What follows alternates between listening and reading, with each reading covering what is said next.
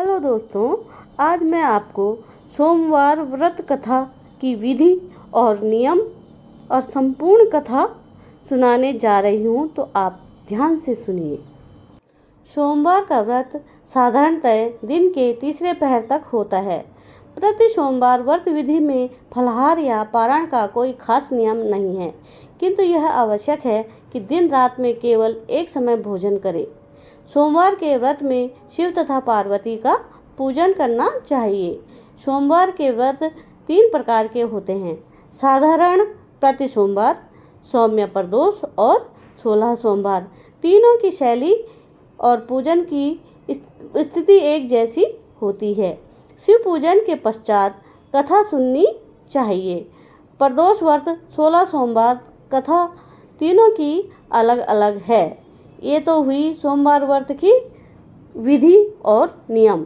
तो आइए सुनते हैं सोमवार व्रत का कथा।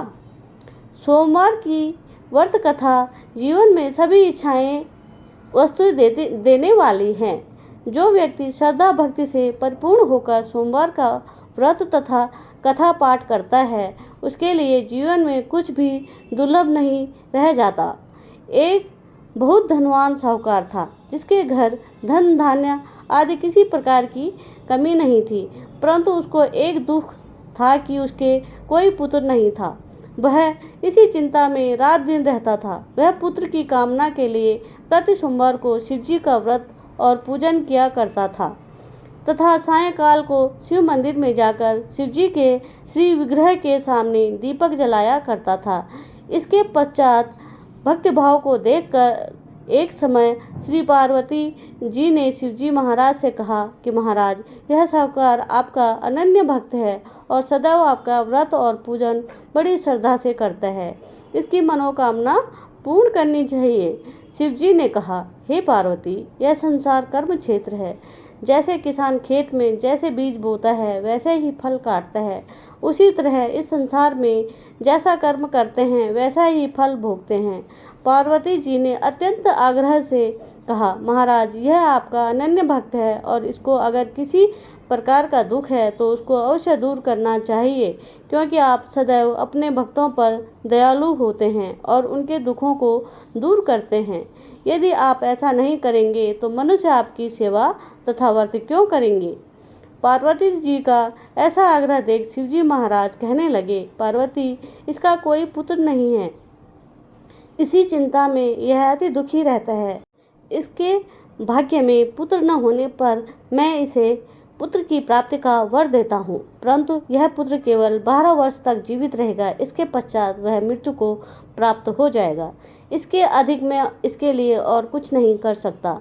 यह सब बातें साहूकार सुन रहा था। इससे उनके न कुछ प्रसन्न हुआ न अप्रसन्न हुआ। वह पहले जैसा ही शिवजी महाराज का व्रत और पूजन करता रहा। कुछ काल व्यतीत हो जाने पर साहूकार की स्त्री गर्भवती हुई और 10वें महीने उसके गर्भ से अति सुंदर पुत्र की प्राप्ति हुई। साहूकार के घर में बहुत खुशी मनाई गई, परंतु साहूकार ने उसकी केवल 12 वर्ष की आयु जान कोई अधिक प्रसन्नता प्रकट नहीं की और ना ही किसी को भेद ही बताया।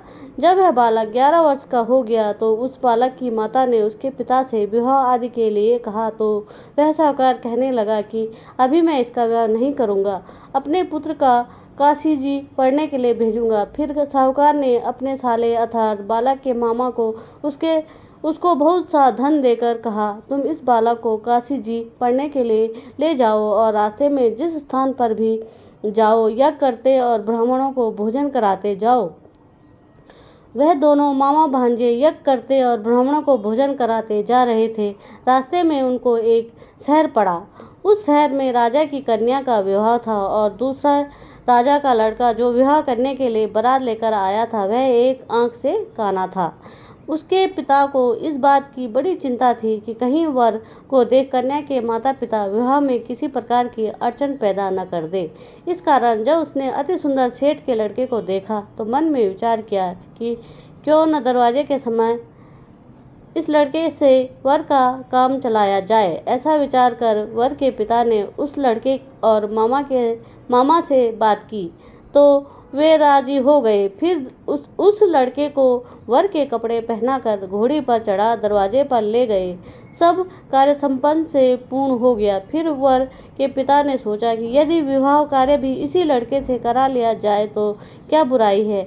ऐसा विचार कर लड़के और उसके मामा से कहा, यदि आप फेरों और कन्यादान के काम को भी करा दे तो आपकी बड़ी कृपा होगी, पर मैं इसके बदले में आपको बहुत कुछ धन दूंगा। तो उन्होंने स्वीकार कर लिया और विवाह कार्य भी बहुत अच्छी तरह से संपन्न हो गया। परंतु जिस समय लड़का जाने लगा तो उसने राजकुमारी की चुनरी के पल्ले पर लिख दिया कि तेरा विवाह तो मेरे साथ हुआ है, परंतु जिस राजकुमार के साथ तुमको भेजेंगे वह एक आंख से काना है और मैं काशी जी पढ़ने जा रहा हूँ।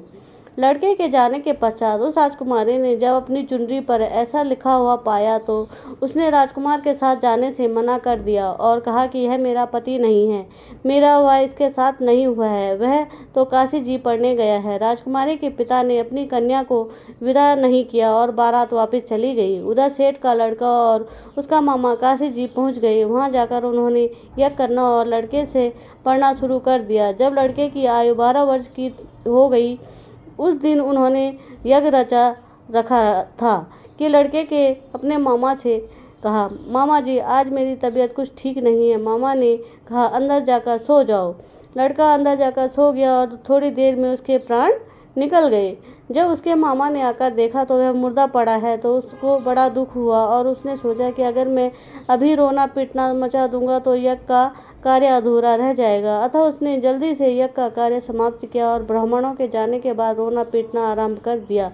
संयोगवश उसी समय शिव पार्वती जी उधर से जा रहे थे। अब उन्होंने जोर जोर से रोने की आवाज़ सुनी तो पार्वती जी कहने लगी, महाराज कोई दुखिया रो रहा है, इसके कष्ट को दूर कीजिए। जब शिव जी पार्वती ने जाकर देखा तो वह एक लड़का मुर्दा पड़ा था। पार्वती जी कहने लगी, महाराज यह तो उसी सेठ का लड़का है जो आपके वरदान से हुआ था।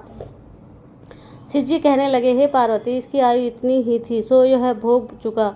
तब पार्वती जी ने कहा, हे महाराज इस बालक को और आयु दो, नहीं तो इसके माता पिता तड़प तड़प कर मर जाएंगे। पार्वती जी के बार बार आग्रह करने पर शिवजी ने उसकी जीवन वरदान दिया और शिवजी महाराज की कृपा से लड़का जीवित हो गया। शिव पार्वती कैलाश चले गए। तब यह लड़का और मामा उसी प्रकार यह करते तथा ब्राह्मणों को भोजन कराते अपने घर को और चल पड़े। रास्ते में उसी शहर में आए जहाँ उस विवाह हुआ था। वहाँ पर आकर उन्होंने यह आरंभ कर दिया तो उस लड़के के ससुर ने उसको पहचान लिया और अपने महल में ले जाकर उसकी बड़ी खातिर की। साथ ही बहुत दास दासियों सहित आदरपूर्वक लड़की और जमाई को विदा किया।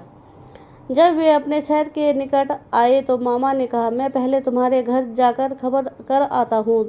जब उस लड़के का मामा घर पहुंचा तो लड़के के माता पिता घर की छत पर बैठे थे और यह प्रण कर रखा था कि यदि हमारा पुत्र सकुशल लौट आया तो हम राजी खुशी नीचे आ जाएंगे, नहीं तो छत से गिरकर अपने प्राण खो देंगे। इतने में उस लड़के के मामा ने आकर यह समाचार दिया कि आपका पुत्र आ गया है तो उनको विश्वास नहीं आया। तब उसके मामा ने शपथ पूर्वक कहा, आपका पुत्र अपनी स्त्री के साथ बहुत सारा धन लेकर आया है। तो सेठ ने आनंद के साथ उसका स्वागत किया और बड़ी प्रसन्नता के साथ रहने लगे। इसी प्रकार से जो कोई भी सोमवार के व्रत को धारण करता है अथवा इस सोमवार व्रत को पढ़ता और सुनता है उनकी समस्त मनोकामनाएं पूर्ण होती हैं। तो बोलो माता पार्वती और शिव जी की जय। आपको दोस्तों ये कथा कैसे लगी आप कमेंट में ज़रूर बताइएगा। धन्यवाद।